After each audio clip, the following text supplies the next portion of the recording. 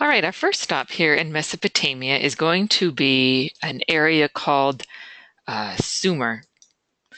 Sumer, as you can see here on our map, is an area that includes many different smaller city-states. So Sumer is not really a city so much as it's sort of a collective name for the many city-states that were settled here in southern Mesopotamia.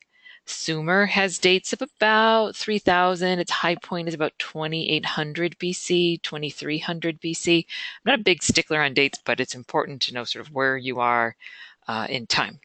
Sumer is credited with many innovations like the wagon wheel and plow. They cast objects into copper and bronze. Most importantly, they were able to create a system of writing. And that's what you see here on the right-hand side. This is called cuneiform. Cuneiform translates into wedge shape. So it's a wedge shaped style of writing, which I think you can see here from this slide. It looks very mysterious and sort of enigmatic to us, but really it's full of sort of boring and mundane details like who owes who wheat or grain, who owes who so many numbers of pigs. Really, it was just used out of necessity. Sumer is credited with the earliest writing. It's thought that maybe the Egyptians or the Chinese predated this, but they were writing on papyrus and bamboo. Those don't stand the test of time like pressing symbols into a clay tablet. So we really credit Sumer with the very beginnings of writing, one of our markers of a civilization. Another one of our markers of a civilization is religion, and that's what we're going to talk a little bit in our first few images today. A religion now is this belief that there's some kind of system, some kind of transaction between the gods and man.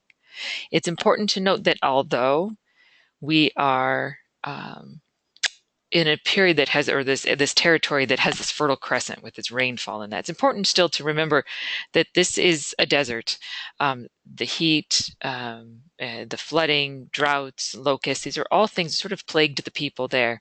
And they believed that there were powers above and beyond their control that helped to explain their experience. And as I said in the last lecture note, that the gods really sort of held sway over fertility, over weather, over crops, over their animals. So it was important to keep the gods always happy. We wanted to constantly placate the gods with prayer, with sacrifice, and ritual.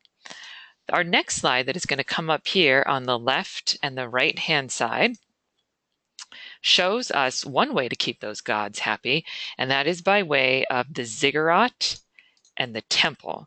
You're looking at both the ziggurat and temple here on the left and on the right-hand side. I show you this in a schematic because coming up here on your right-hand side shows you what this particular temple looks like today. So as you can see, hasn't really stood the test of time very well. So we're going to stick with this image here on the left-hand side that shows us a better representation.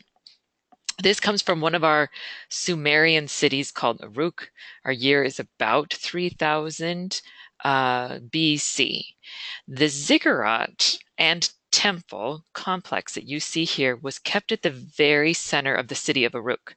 This is true of Uruk, and every one of those Sumerian cities would have a ziggurat and temple at the middle of their city, and each city was under the protection of the god of that city.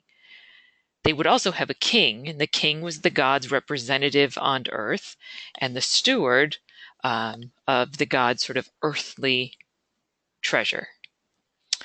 The ziggurat is exactly what you see here towards the bottom, and this is the sort of sloping sides. Let me get my spotlight here.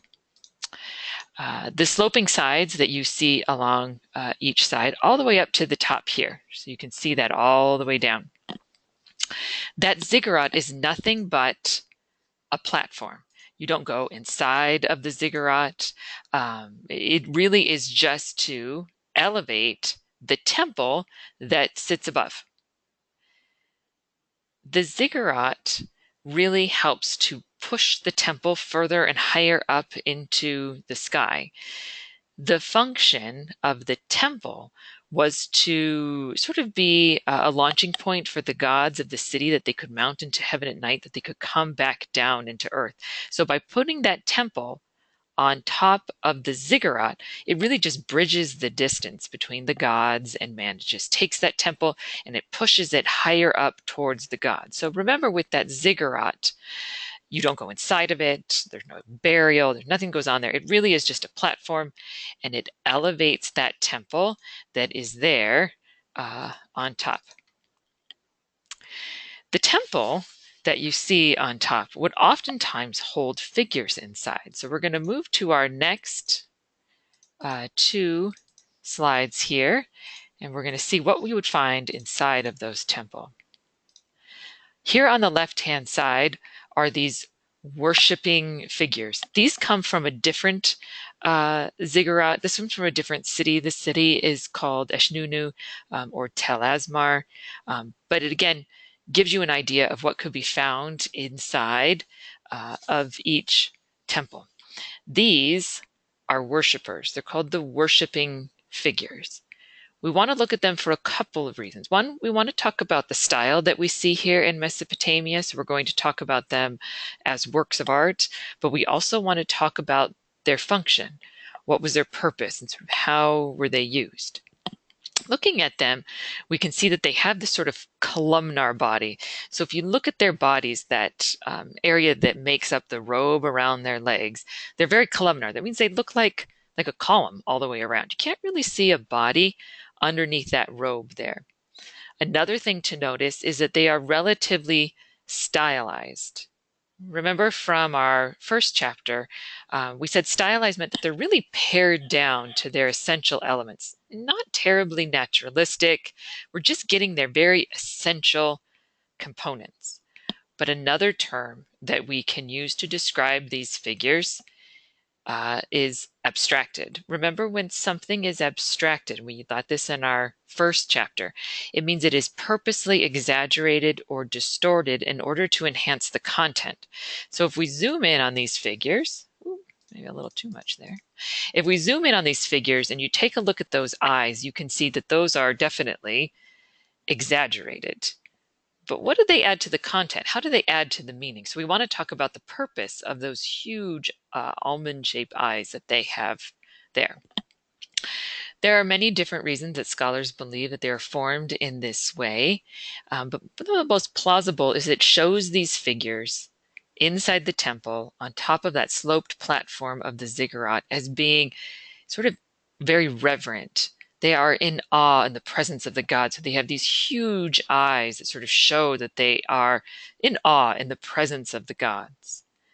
Another possibility is that they are forever wakeful.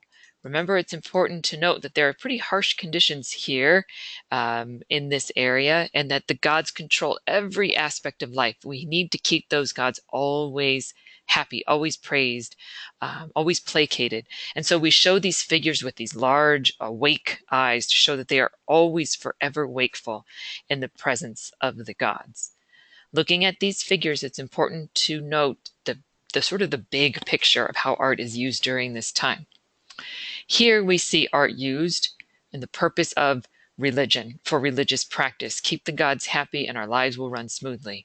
But it's also important to note that this is also an example of art used in the service of survival, because they really did believe that if those gods weren't happy, if things, these gods weren't being forever sort of praised, that their lives would really fall apart because the gods controlled every aspect.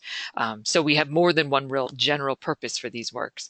One is for religious purpose, but also in the service of survival.